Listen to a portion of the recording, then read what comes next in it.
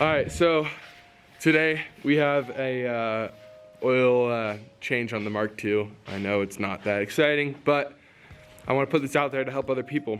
So yeah, let's get into it. For oil I use VR1, Valvoline VR1, and you want to use 10W30, and also make sure it's for twin cam straight 6.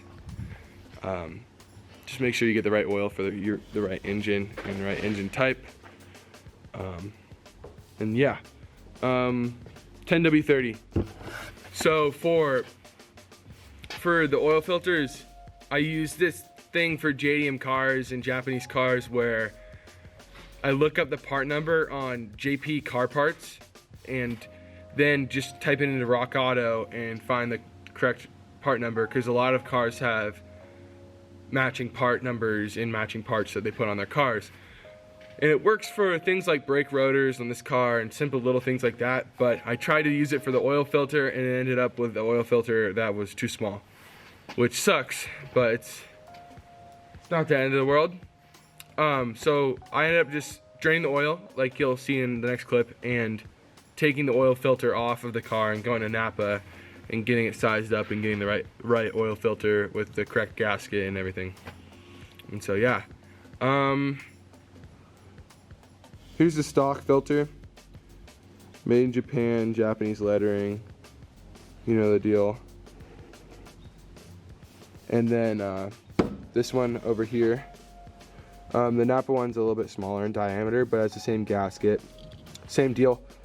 So we're gonna slap this one on, prime it up with the VR1 right here, and get it back on, get it tight, and then start filling up the engine.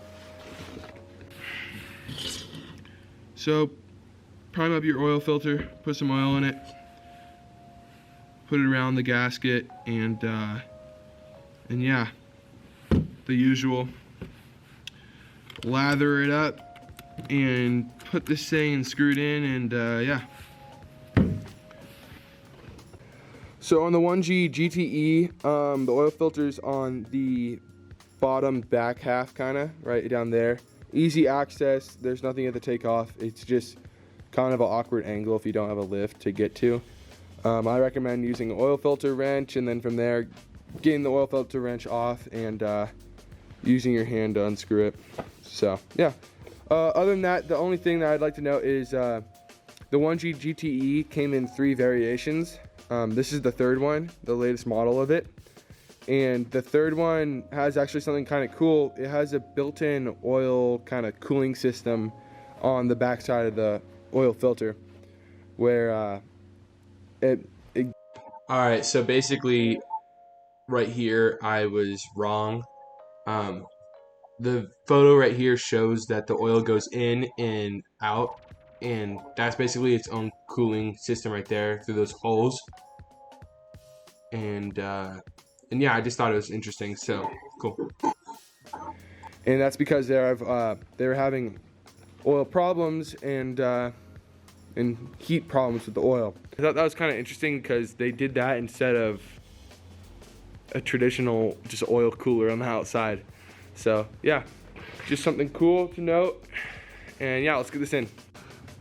So you got the steering column, and it's just right up on the passenger side, which is the USD driver side, and you got to put your hand through that mest and get the oil filter in. So I'll show you the after product, but it's just right there on the right side.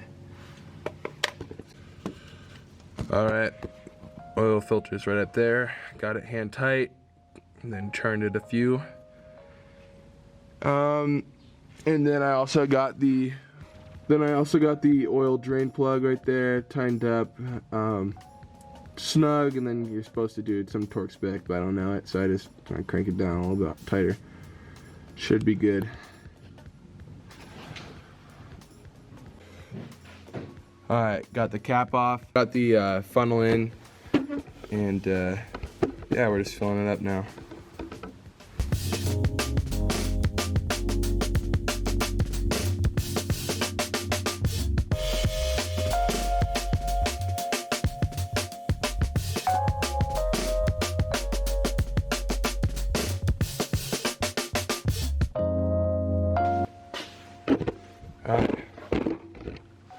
Check it after 4.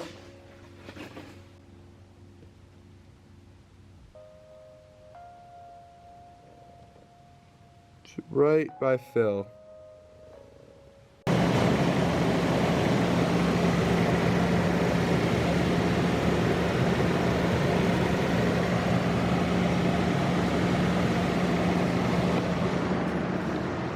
Alright, I'm gonna run the engine for like a minute, 2 minutes, and